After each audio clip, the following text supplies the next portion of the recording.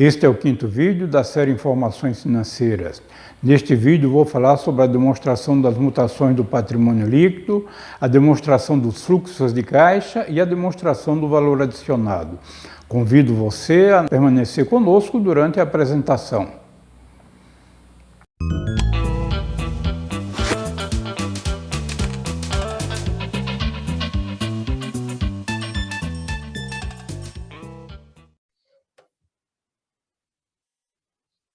As mutações do patrimônio líquido, a demonstração dos fluxos de caixa e a demonstração do valor adicionado. Esses três relatórios fazem parte do conjunto de informações divulgadas e estaremos agora tratando deles. Esta quinta parte, portanto, iniciamos pelas mutações do patrimônio líquido. Este balanço que está apresentado no slide, ele já é nosso conhecido, já utilizamos para exemplificação do próprio balanço patrimonial e agora estamos retomando essas informações para que a gente possa visualizar uma outra demonstração, que é a demonstração das mutações do patrimônio líquido. Se olharmos do lado direito aí do balanço patrimonial, quase no rodapé aí do slide, observamos o patrimônio líquido. Então, o patrimônio líquido é a parte da empresa que pertence aos sócios, que pertence aos proprietários. Notamos que o total do patrimônio líquido em dezembro de 2019, ou seja, em 31 de dezembro, era de 74.288.000. Todos os valores estão representados em milhares de reais. No final do ano seguinte, em 31 de dezembro de 2020, o valor do total do patrimônio líquido passou para 97.343.000. Portanto, ocorreu um aumento. O retângulo que está aí sobre o balanço mostra de forma clara as mutações do patrimônio líquido, opera em 31 de dezembro de 2020 de 97.343.000, em seguida o PL de dezembro de 2019 de 74.288.000. Ocorreu, portanto, uma variação, um aumento de 23.055.000. Normalmente, o aumento do patrimônio líquido, que é a parte da empresa que pertence aos proprietários, esse aumento ocorre em função de duas coisas principais. Pode ter outras. Primeiro é o lucro gerado pela empresa. E segundo é aumento de capital, aporte de dinheiro colocado pelos sócios na empresa. Pode também ocorrer uma redução do valor do patrimônio líquido, que não é o caso aqui no nosso exemplo. A redução ocorre quando a empresa tem prejuízo e também quando a empresa distribui dividendos ou paga juros sobre o capital próprio. Vamos visualizar a demonstração das mutações do patrimônio líquido propriamente dita. Então, notamos, na primeira linha, o patrimônio líquido em 31 de dezembro de 2019, que a gente também chama de patrimônio líquido inicial, ou seja, no início do período, 74.288.000. E notamos também o patrimônio líquido no final do período, em 31 de dezembro de 2020, de 97.343.000. Então, nós vamos examinar os itens que contribuíram para que ocorresse esse crescimento. O primeiro ponto que nós estamos sinalizando é o aumento de capital de 162.000. Conforme já mencionamos, o aumento de capital ele é uma das formas de aumentar o patrimônio líquido. Normalmente se diz que quando os sócios estão colocando capital na empresa, é porque eles estão acreditando no seu negócio, no seu empreendimento. O outro ponto relevante, o lucro líquido do exercício de 2020, 22.027.000. O fato da empresa ter dado lucro, apresentado o lucro dessa magnitude, 22.027.000, também é um fato relevante, porque mostra que a empresa, nas suas operações, está sendo lucrativa. Nós já analisamos a demonstração do resultado e comentamos este valor que corresponde ao resultado das operações e também influenciado, evidentemente, pelo resultado financeiro obtido. Temos um outro item aí com valor zero, são dividendos e juros sobre capital próprio. Na realidade, essa linha foi acrescentada para chamar atenção para esses dois itens, tanto dividendos quanto pagamento de juros sobre o capital próprio. Isso caracteriza a saída de dinheiro, distribuição do resultado para os sócios. No caso, não ocorreu, mas dada a relevância dessa rubrica, o significado dela, a gente está comentando. Note que a segunda linha, nós temos o ajuste de conversão do moeda, 310, que já foi explicado na demonstração do resultado abrangente, outorga de opção de ações, 1.218.000, e temos também efeito da aplicação do IAS 29, menos 42.000. Esses itens de menor valor, eles precisam ser observados, mas eu chamo a atenção para a necessidade de acompanharmos aumento de capital, lucro líquido do exercício e distribuição de dividendos e pagamento de juros sobre capital próprio. Esses demais valores, quando se tratar de coisas que não sejam relevantes, não sejam valores elevados, precisa ser examinado, mas normalmente não são os pontos preocupantes na vida da empresa. Vamos agora falar da demonstração do fluxo de caixa. O fluxo de caixa, ele é sempre relevante. Caixa tem um poder muito forte, uma importância na vida da empresa. Basta dizer que a falta de caixa leva uma empresa à quebra. Caixa e crédito também é importante, evidentemente, mas aqui nós estamos tratando do fluxo de caixa. O caixa se destina a pagar, a honrar os compromissos da empresa. A falta de recursos leva a empresa à quebra e gera problemas sérios para a empresa e para a sociedade, especialmente para os empregados. Então, nós estamos retomando de novo o nosso amigo aqui, já conhecido, o balanço patrimonial. Do lado esquerdo temos o ativo, em seguida, logo abaixo, o ativo circulante e a linha com caixa e equivalentes de caixa. Notamos, portanto, que caixa e equivalentes de caixa, em 31 de dezembro de 2019, corresponde a 8.268.000. Essa mesma rubrica, esse mesmo item, em 31 de dezembro de 2020, ou seja, um ano após, representa 4.085.000. Ocorreu, portanto, uma redução de caixa no período. O retângulo que está sobreposto ao balanço mostra o fluxo de caixa líquido, portanto, caixa e equivalentes de caixa em dezembro de 2020 de 4.085.000, e o caixa e equivalentes de caixa um ano antes, em dezembro de 2019, de 8.268.000. Ocorreu, portanto, uma redução de caixa e equivalentes da ordem de 4.183.000. Então, isso é uma informação relevante porque ocorreu redução do caixa. Isoladamente, isso não é bom nem ruim, não dá para fazer um juízo acerca disso. É importante que analisemos os valores, a composição ou os fatores que foram determinantes dessa redução do fluxo de caixa. É o que nós vamos ver agora na demonstração dos fluxos de caixa. Então, a demonstração dos fluxos de caixa é um novo relatório, estamos mostrando a empresa controladora os anos de 2020 e 2019. Nós vamos fazer a nossa apresentação tomando como base o ano de 2020. Então, muitas vezes, na vida da empresa, pessoas que não estão muito ligadas, não acompanham ou não têm uma noção básica de contabilidade, confundem lucro com caixa. Então, note que a empresa teve um lucro líquido durante o ano de 2020 da ordem de 22.027.000. Isto é lucro, porém, não quer dizer entrada de caixa, porque ocorreram despesas e ocorreram receitas que foram computadas dentro do exercício de 2020, porém, a movimentação de caixa não ocorreu naquele período.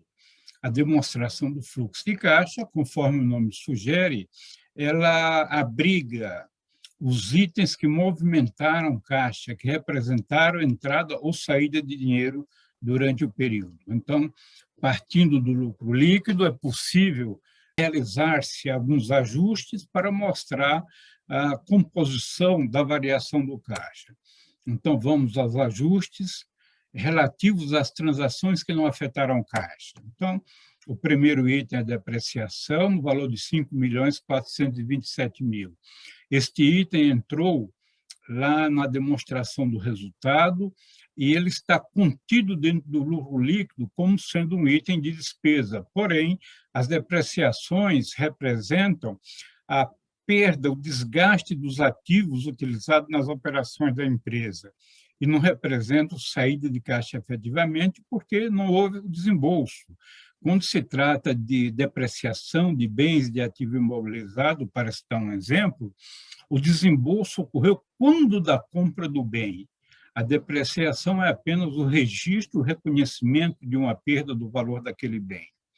Em seguida, temos equivalência patrimonial, do valor de 3.365.000. Então, este é um outro valor que decorre da participação desta empresa no lucro, né, no resultado de suas coligadas e controladas. Então, é um valor que foi reconhecido contabilmente, mas que não representou entrada efetiva de dinheiro. Este valor de 3.365 representou um crescimento na conta de investimentos, por exemplo, da empresa, da conta de investimentos, que representa a participação da empresa em outras empresas, consta de um ativo não circulante dessa empresa, que é a investidora. Variação de contas a receber de clientes, esse valor de 4.823.000 representa a diferença entre o valor que a empresa tinha a receber de clientes em 31 de dezembro de 2020, comparativamente a 31 de dezembro de 2019. Portanto, em 2020, a empresa recebeu vendas que ela tinha realizado em 2019. Ao mesmo tempo, parte das vendas de 2020 serão recebidas apenas em 2021, por exemplo. A variação dos estoques, outras variações. Nas demonstrações financeiras, especialmente na própria demonstração do fluxo de caixa, esse valor de outras variações aparece detalhado, é composto de vários itens, várias contas, várias rubricas que tiveram variações, tanto rubricas do ativo circulante quanto do passivo circulante. E, para facilidade de apresentação, juntei todas essas rubricas e deu uma redução negativa de caixa de 12.026.000. O objetivo deste vídeo, conforme já mencionei, é apresentar as demonstrações financeiras, as demonstrações contábeis. Nossa explicação não tem o objetivo de mostrar como elas são elaboradas, mas sim passar a ideia para o leitor sobre o seu significado para que possa haver um uso de uma forma um pouco mais amigável. Então, o relevante é sabermos, por exemplo, que o fluxo de caixa decorrente das operações, né, que esse valor de 3.476.000, partindo do lucro líquido, considerando os ajustes de depreciação, a equivalência patrimonial e as variações das contas, então, as operações da empresa geraram caixa, né, líquido de 13.476.000 no período. Ainda ocorreram outras transações relativas às atividades de investimento. Nas atividades de investimento, a empresa teve uma variação líquida de 3.420.000. Esta atividade de investimento se refere, por exemplo, à compra de ativos fixos para serem utilizados nas atividades da empresa. Existem outras atividades ainda, que são as atividades de financiamento. Então, as atividades de financiamento consumiram 14.239.000. Normalmente, as atividades de financiamento são liberadoras de recursos, que são os financiamentos que a empresa busca obter no mercado, junto a instituições financeiras, e aqui, no caso, ele é negativo. Por quê? Porque, neste caso, a empresa não obteve financiamento, mas sim ela realizou pagamentos relativos a financiamentos que ela tinha obtido em anos anteriores. Grosso modo, é isso. Então, a variação do caixa e equivalentes de caixa, aquela variação que nós comentamos no slide anterior de 4.183.000 negativo, decorreu de 3 blocos de atividades. Conforme mencionamos, o item A, o fluxo de caixa das operações, o item B, as atividades de investimento, e o item C, as atividades de financiamento. Se olharmos, portanto, o caixa e equivalentes no início do período de 8.268.000 e dele tirarmos o caixa no final do período de 4.085.000, chegaremos ao mesmo valor que a variação de caixa equivalente de 4.183.000. Como dado relevante, assim, informação mais genérica, quais são os pontos positivos? A empresa está gerando caixa em suas operações, isso é um ponto positivo. Ela continua investindo, porém, de uma forma modesta, apenas 3.420.000, parte líquido, e continua usando o dinheiro gerado nas operações para amortizar as dívidas dos financiamentos que ela tinha obtido anteriormente, ou seja, 14.239.000. Creio que tenha passado para você que está assistindo o nosso vídeo e para quem estiver lendo posteriormente as demonstrações de fluxo de caixa de uma empresa, que ele possa ter uma melhor compreensão a partir dessa nossa conversa. Vamos, então, agora à última demonstração, que é a demonstração do valor adicionado. A demonstração do valor adicionado relativa à empresa controladora. Vamos tomar como exemplo o ano de 2020 para fazermos a apresentação. A demonstração do valor adicionado ela traz algumas informações que são interessantes, porém, é importante destacar que a maioria das decisões que o investidor, o credor toma em relação à empresa, as informações mais relevantes para ele são as informações relativas ao balanço patrimonial, que mostram a posição num determinado momento, a situação de ativos, de passivo, ou seja, dívidas, o volume de patrimônio líquido e assim por diante. E também a demonstração do resultado do exercício, que mostra o resultado, o lucro ou prejuízo, a pujança da empresa, mostrar a sua condição de vitalidade, vamos dizer assim, na geração de lucro.